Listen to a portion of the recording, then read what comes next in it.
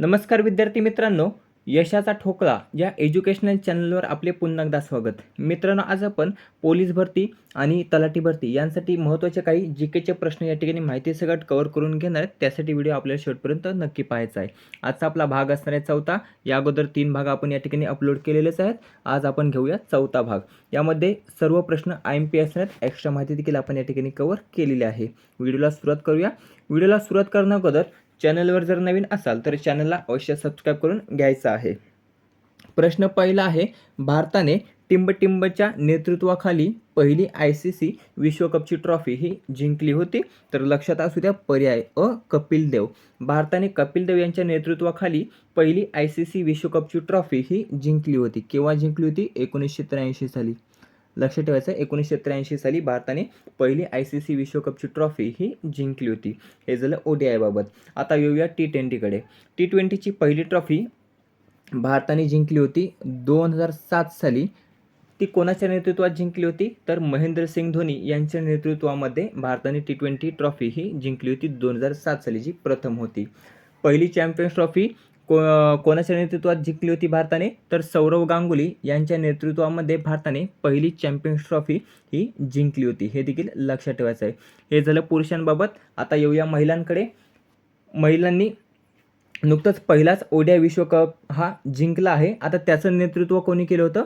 हरमनप्रीत कौर यांनी बघा महिला विश्वकप 2025 जो काही ODIचा वर्ल्ड कप झाला बघा आपल्या भारत आणि श्रीलंकेमध्ये, तर याचा विजेतेपद हे आपल्या भारताने जिंकलेलं आहे आणि त्यामध्ये कर्णधार होते हरमनप्रीत कौर. त्यानंतर मुख्य प्रशिक्षक कोण होते? IMP प्रश्न येणाऱ्या भरतीमध्ये हमखास विचारला जाईल.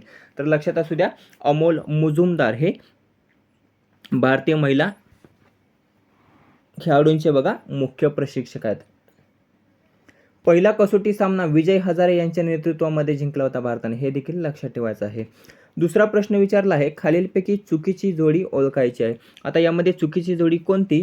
तर लक्षात असू द्या, आता आपण अगोदर बरोबरच्या जोड्या घेऊन या. चिखलदरा हे थंड हवेचे ठिकाण आहे, बरोबर. नांदूर माधमेश्वर हे रामसर स्थळ आहे. कोल्हापूर हे देवस्थान आहे. ताडोबा हे लेणी आहे, तर नाही, ताडोबा हे लेणी नाही. लक्षात ठेवायचं आहे, ताडोबा हे व्याघ्र प्रकल्प आहे. ताडोबा हे लेणी नाही, म्हणजेच पर्याय का आपलं योग्य उत्तर असणार आहे.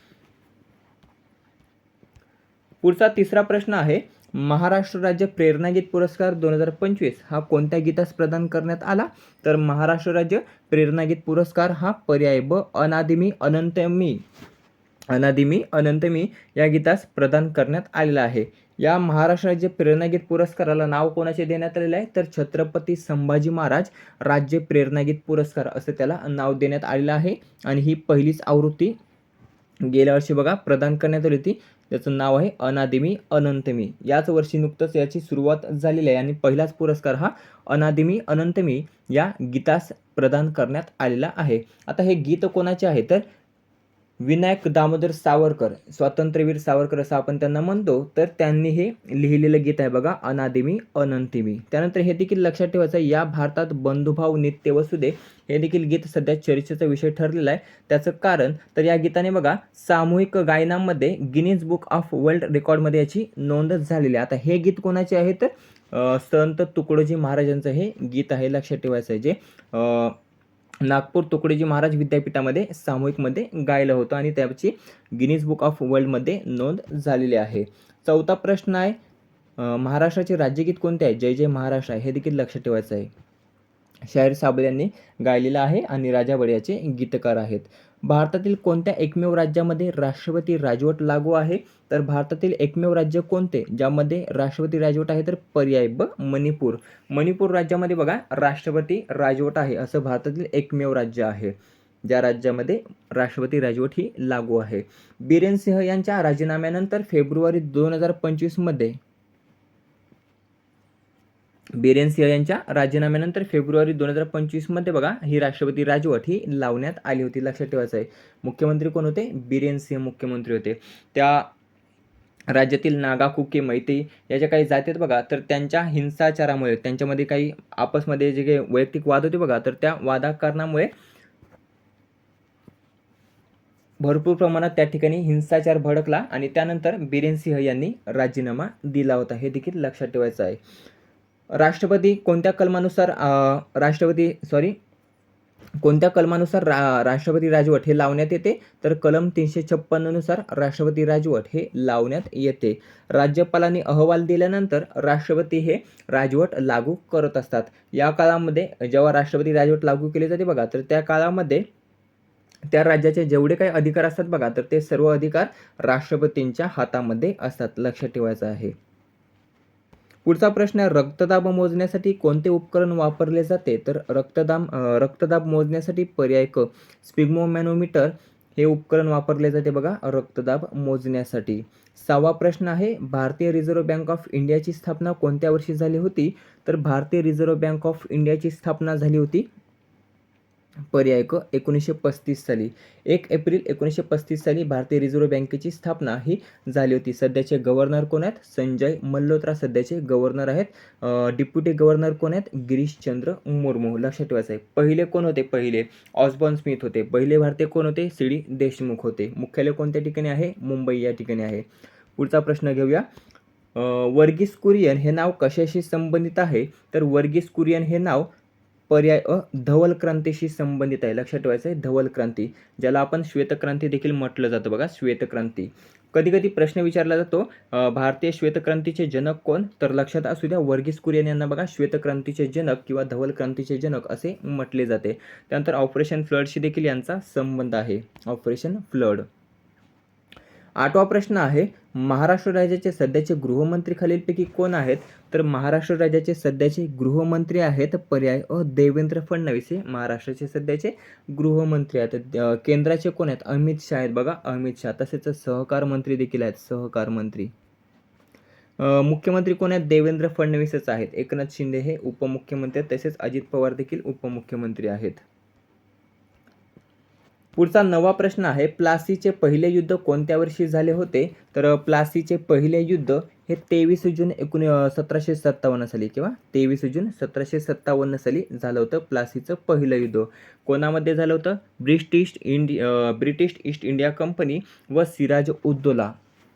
ब्रिटिश ईस्ट इंडिया कंपनी व सिराज उद्दौला या दोघांमध्ये हे प्लासीचं पहिलं युद्ध हे झालं होतं, ज्यामध्ये ब्रिटिशांचा विजय झाला होता. कोणाचा? ब्रिटिशांचा. आणि त्या ब्रिटिशांच्या विजयानंतर भारतामध्ये ब्रिटिश साम्राज्याचा पाया देखील रचला गेला होता. कधी कधी प्रश्न विचारला जातो, कोणत्या युद्धानंतर बघा भारतामध्ये ब्रिटिश साम्राज्याचा पाया रचला गेला? तर 1757च्या प्लासीच्या युद्धानंतर भारतामध्ये ब्रिटिश साम्राज्याचा पाया हा रचला गेला होता.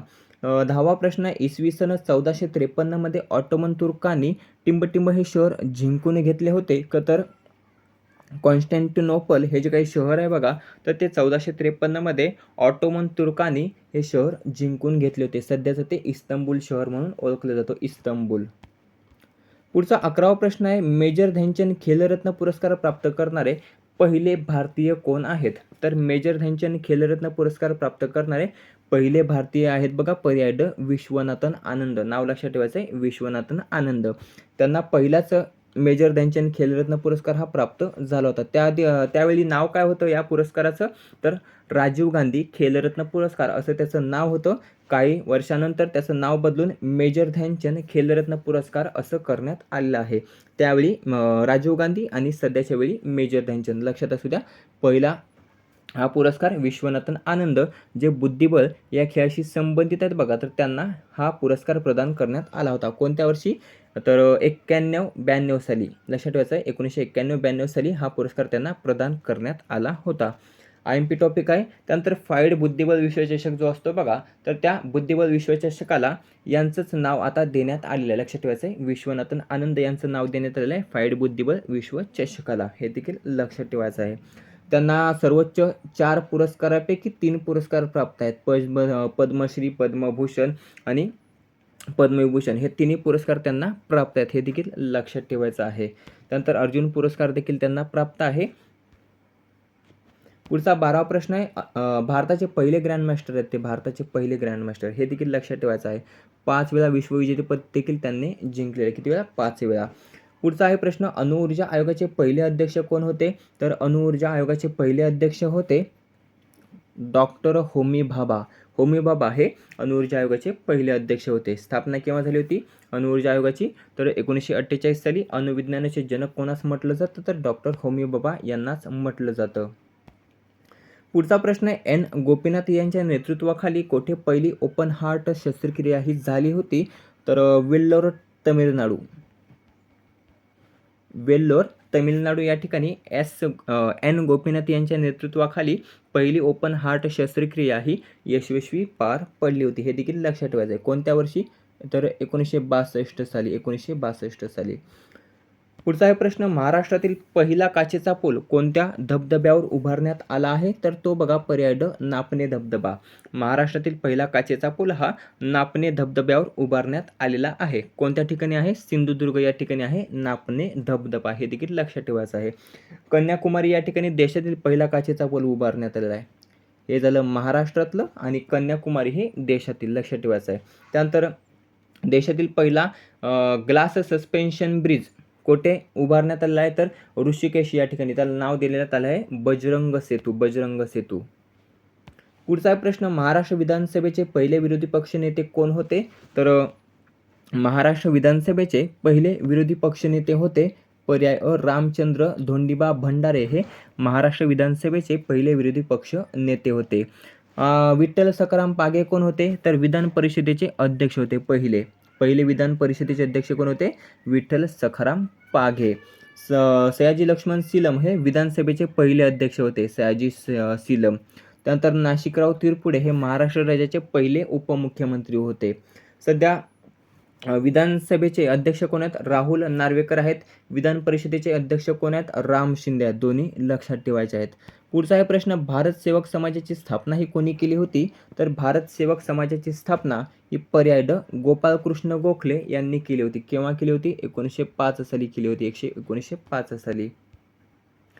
17वा प्रश्न आहे, नर्मदा आणि तापी या नद्या टिंबटिंब आहेत. तर त्या आहेत बघा पर्याय ब, पश्चिम वाहिनी नद्या. नर्मदा आणि तापी या नद्या पश्चिम वाहिनी नद्या आहेत. 18वा प्रश्न आहे, दर्पण हे वृत्तपत्र 1832 मध्ये मुंबईत कोणी सुरू केले होते? तर दर्पण हे वृत्तपत्र 1832 मध्ये पर्याय ड, बाळशास्त्री जांभेकर. लक्षात ठेवायचं आहे, बाळशास्त्री जांभेकर यांनी सुरू केले होते. केव्हा? 6 जानेवारी 1932 साली. आणि हाच 6 जानेवारी जो काही दिवस आहे बघा, तर तो मराठी पत्रकार दिवस म्हणून साजरा केला जातो. बाळशास्त्री जांभेकर यांना मराठी पत्रकारितेचे जनक देखील म्हटलं जातं. हे झालं दर्पण वृत्तपत्राबाबत. आपण जर केसरी व मराठाकडे आलो तर त्याचे संस्थापक आहेत लोकमान्य टिळक. लक्षात ठेवायचं आहे, लोकमान्य टिळक. 1881 साली प्रकाशित झालं होतं. 1881 साली. कुठून प्रकाशित झालं होतं? पुणे या ठिकाणून प्रकाशित झालं होतं. पहिले संपादक कोण होते? गोपाळ गणेश आगरकर होते बघा, गोपाळ गणेश आगरकर. हे देखील लक्षात ठेवायचं आहे. केसरी हे मराठीतून प्रसिद्ध होत असे आणि मराठा हे इंग्रजीतून प्रसिद्ध होत असे. हे देखील लक्षात ठेवायचं आहे. जर विचारलं मराठीतील पहिलं वृत्तपत्र कोणतं, तर ते आहे बघा दर्पण. हे मराठीतील पहिलं वृत्तपत्र आहे जे बाळशास्त्री जांभेकर यांनी सुरू केलं होतं. द बेंगॉल गॅजेट हे भारतातील पहिलं वृत्तपत्र आहे. भारतातील पहिलं वृत्तपत्र. पुढचा आहे प्रश्न, स्कर्वी हा विकार कोणत्या जीवनसत्वाच्या अभावामुळे होतो? तर स्कर्वी हा आजार क जीवनसत्वाच्या अभावामुळे होतो. लक्षात ठेवायचं आहे, क जीवनसत्वाच्या अभावामुळे. अ जीवनसत्वाच्या अभावामुळे रातांधळेपणा, ब जीवनसत्वाच्या अभावामुळे बेरीबेरी आणि ड जीवनसत्वाच्या अभावामुळे कोणता आजार होतो? कमेंट करून सांगायचं आहे. 20वा प्रश्न आहे, महाराष्ट्र राज्याच्या पहिल्या महिला पोलीस महासंचालक कोण आहेत? तर लक्षात असू द्या, महाराष्ट्र राज्याच्या पहिल्या महिला पोलीस महासंचालक आहेत रश्मी शुक्ला. सध्या कोण आहेत? तर त्याच आहेत. पहिल्या महिला देखील आहेत आणि सध्याच्या देखील त्याच आहेत. हे देखील लक्षात ठेवायचं आहे.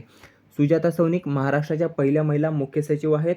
विजयालक्ष्मी पंडित ह्या महाराष्ट्र राज्याच्या पहिल्या महिला राज्यपाल आहेत. मीरा बोरवणकर कोण आहेत? कमेंट करून सांगा.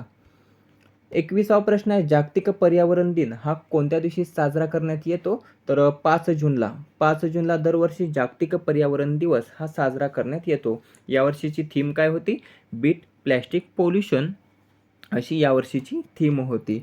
पुढचा 22वा प्रश्न आहे, नवी मुंबई आंतरराष्ट्रीय विमानतळ खालीलपैकी कोणत्या जिल्ह्यात आहे? तर नवी मुंबई आंतरराष्ट्रीय विमानतळ हे पर्याय ड रायगड जिल्ह्यामध्ये आहे. कोणत्या जिल्ह्यात? रायगड जिल्ह्यामध्ये. देशातील पहिलं ग्रीनफील्ड विमानतळ जर आपण पाहिलं तर ते आहे बघा नवी मुंबई आंतरराष्ट्रीय विमानतळ, ज्याला दिबा पाटील यांचं नाव हे देण्यात येणार आहे. हे देखील लक्षात ठेवायचं आहे. रायगड जिल्ह्यामध्ये रायगड. 23वा प्रश्न आहे, गाडगे महाराज या नावाने खालीलपैकी कोणास ओळखले जातं? तर गाडगे महाराज या नावाने पर्याय क डेबूजी झिंगराजी जानोरकर. डेबूजी झिंगराजी जानोरकर या नावाने बघा गाडगे महाराजांना या नावाने गाडगे महाराज यांचं पूर्ण नाव काय आहे तर डेबूजी झिंगराजी जानोरकर. लक्षात ठेवायचं आहे गाडगे महाराज. या डेबूजी झिंगराजी जानोरकर यांना गाडगे महाराज या नावाने ओळखलं जातं. हे देखील लक्षात ठेवायचं आहे. IMP आहे. माणिक बंडोजी इंगळे यांना तुकडोजी महाराज म्हणून ओळखलं जातं. तुकडोजी महाराज, माणिक बंडोजी इंगळे. तुकडोजी महाराजांचं नाव काय आहे तर माणिक बंडोजी इंगळे आणि गाडगे महाराजांचं नाव आहे डेबूजी झिंगराजी जानोरकर. लक्षात ठेवायचं आहे. 24वा आणि शेवटचा प्रश्न आहे, 2025चा महिला ODI विश्वचषक भारतात किती शहरांमध्ये आयोजित करण्यात आला होता? तर 2025चा महिलांचा ODI विश्वचषक हा पर्याय ब 4 शहरांमध्ये आयोजित करण्यात आला होता. किती? 4 शहरांमध्ये. लक्षात ठेवायचं आहे.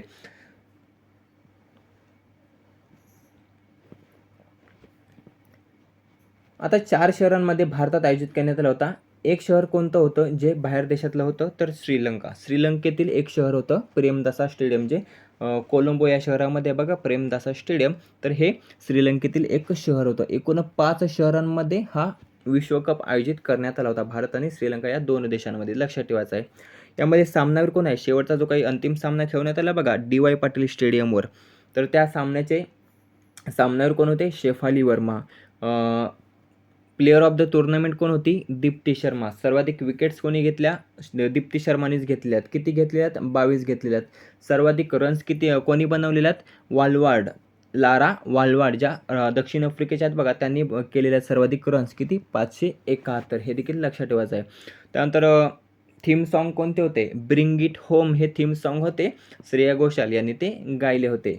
मुख्य प्रशिक्षक अमोल मुजुमदार. हे नाव अतिशय महत्त्वाचं आहे आणि ते लक्षात ठेवायचं आहे. कर्णधार कोण होती भारताची? तर हरमनप्रीत कौर ही कर्णधार होती. मित्रांनो, अशा प्रकारे महत्त्वाचे 24 GKचे चालू होण्याचे प्रश्न या ठिकाणी आपण कव्हर केलेले, जे येणाऱ्या भरतीसाठी उपयुक्त ठरणार आहेत. व्हिडिओ कसा वाटला कमेंट करून नक्की सांगायचं आहे. व्हिडिओ आवडला असेल तर मित्रांसोबत जास्तीत जास्त शेअर करायचा आहे. भेटूया पुढच्या व्हिडिओमध्ये. धन्यवाद.